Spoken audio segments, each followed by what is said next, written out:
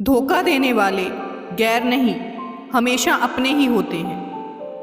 कुछ दबी हुई ख्वाहिशें हैं, कुछ मंद मुस्कुराहटें, कुछ खोए हुए सपने हैं, कुछ अनसुनी आहटें, कुछ सुकून भरी यादें हैं, कुछ दर्द भरे लम्हात, कुछ थमे हुए तूफान हैं, कुछ मध्यम सी बरसात, कुछ अनकहे अल्फाज हैं, कुछ नासमझ इशारे, कुछ ऐसे मंझधार हैं जिनके मिलते नहीं किनारे, कुछ उलझने हैं राहों में, कुछ कोशिशें बेहिसाब। बस इसी का नाम जिंदगी है, चलते रहिए जनाब। सच्चा स्नेह करने वाला केवल आपको बुरा बोल सकता है, कभी आपका बुरा नहीं कर सकता, क्योंकि उसकी नाराज़गी में आपकी फिक्र और दिल में आपके प्रति सच्चा स्नेह होता है।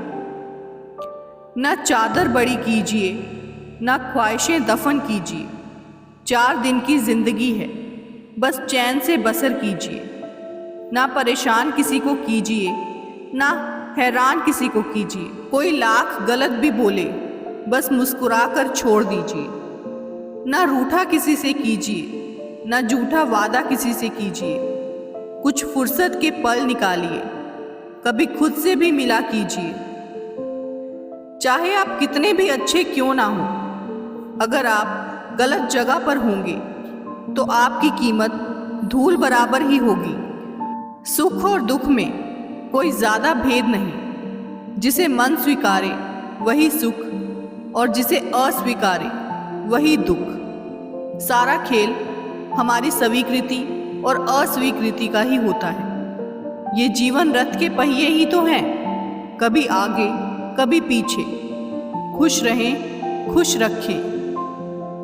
खुद पे भरोसा है तो परमात्मा तेरे साथ है, अपनों पे भरोसा है तो हर दुआ तेरे साथ है। जिंदगी से हार मत मानो कभी भी, जमाना हो ना हो वो परमात्मा हर दम तेरे साथ है। आपकी बाहरी दुनिया कितनी सुंदर है, इससे फर्क नहीं पड़ता, अगर आपकी आंतरिक दुनिया अस्त व्यस्त और अस्वस्थ है तो बाहर से मिलने वाली कोई भी चीज़ आपको कभी खुश नहीं कर पाएगी।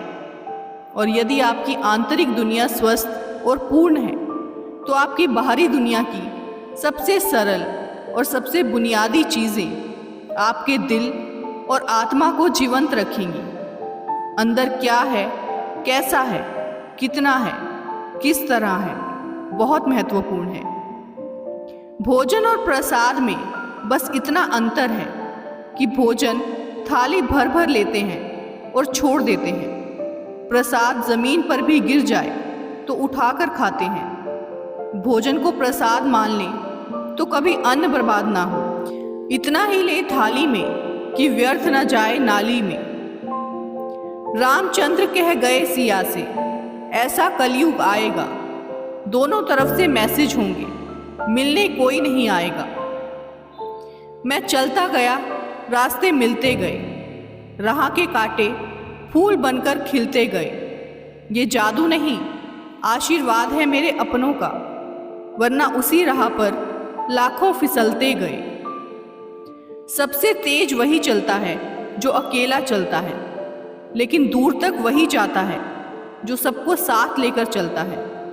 कोशिश करें कि जिंदगी का हर लम्हा अपनी तरफ से हर किसी के साथ अच्छे से गुजरे, क्योंकि जिंदगी नहीं रहती पर अच्छी यादें हमेशा जिंदा रहती हैं। टूटा हुआ विश्वास और छूटा हुआ बचपन जिंदगी में कभी दोबारा वापस नहीं मिलता।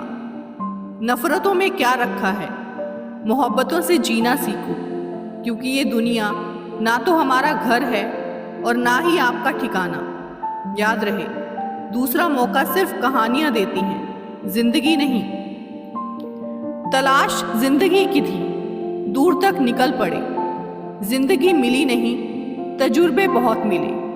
किसी ने मुझसे कहा कि तुम इतना खुश कैसे रह लेते हो, तो मैंने कहा कि मैंने जिंदगी की गाड़ी से वो साइड ग्लास ही हटा दिए जिसमें पीछे छूटते रास्ते और बुराई करते लोग नजर आते हैं। माली प्रतिदिन पौधों को पानी देता है, मगर फल सिर्फ मौसम में ही आते हैं। इसीलिए जीवन में धैर्य रखें। प्रत्येक चीज़ अपने समय में होगी। प्रतिदिन बेहतर काम करें, आपको उसका फल समय पर ज़रूर मिलेगा।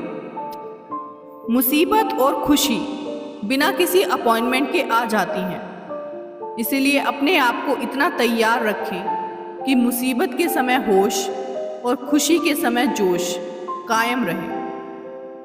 प्रभु सुख दे तो बस इतना दे कि अहंकार ना आ जाए, और दुख दे तो बस इतना दे कि आस्था ना चली जाए।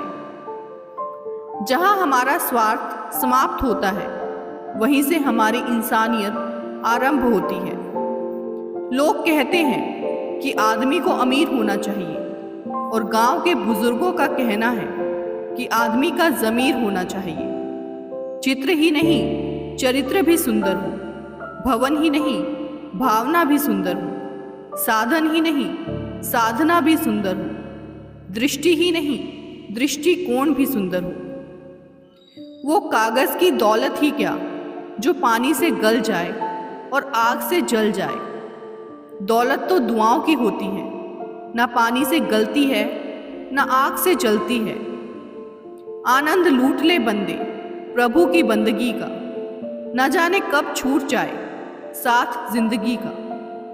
ईश्वर से मेरी एक ही प्रार्थना है, महंगी घड़ी सबको दे देना, लेकिन मुश्किल घड़ी किसी को ना देना। एक राजा दयालु और धर्म की राह पर चलने वाला, जनता के कष्टों को दूर करने का सदैव प्रयत्न करता रहा। लेकिन राजकुमार का स्वभाव विपरीत था। उसे निरपराध नागरिकों को यातना देने में आनंद आता था। बार बार क्रोध आ जाता था। राजा इन हरकतों से काफी खिन्न था। उसने पुत्र को सुधारने के लिए कितने ही प्रयत्न किए, राजकुमार कुमार्ग से नहीं हटा। उसकी हरकतों से राज्य की जनता में विरोध बढ़ता जा रहा था। जैसे जैसे राजकुमार की उम्र बढ़ती जा रही थी, वैसे वैसे उत्पात भी बढ़ रहे थे। धीरे धीरे इसकी जानकारी पड़ोस के नगर में रहने वाले एक संत को पड़ी। संत ने सोचा, ये तो एक दिन तानाशाह बनकर नगरवासियों को काफी परेशान करेगा। संत ने उस राजकुमार को भले मार्ग पर लाने का निश्चय किया। संत स्वयं उसके पास गए। वह उसे एक छोटे नीम के वृक्ष के पास ले गए और उससे कहा, राजकुमार, जरा इस वृक्ष का पत्ता तो तोड़कर देखो, इसका स्वाद कैसा है। राजकुमार ने झट से पत्ते तोड़े और एक पत्ते को मुंह में चबा डाला तो राजकुमार का मुंह कड़वाहट से भर गया। इतनी सी बात से राजकुमार आपे से बाहर हो गया। उसने पेड़ को उखड़वा दिया। संत ने पूछा तो राजकुमार का उत्तर था, पौधे के लिए तो यही किया जाना चाहिए था, क्योंकि जब अभी से इतना कड़वा है तो और बढ़ने पर तो विष ही बन जाएगा। संत राजकुमार से ऐसा ही कहलवाना चाहता था। गंभीर स्वर में बोले, राजकुमार, तुम्हारे दुर्व्यवहार और अत्याचारों से परेशान होकर यदि तुमसे वही व्यवहार करने को तैयार हो जाएं, तो इसका तुम्हारे पास क्या इलाज है। इससे राजकुमार को काफी झटका लगा और संत द्वारा दिखाई राह पर चलने का निश्चय किया। यूनान में हेलाक नाम का एक सेठ बेईमानी से धन कमाता था और लालची भी था।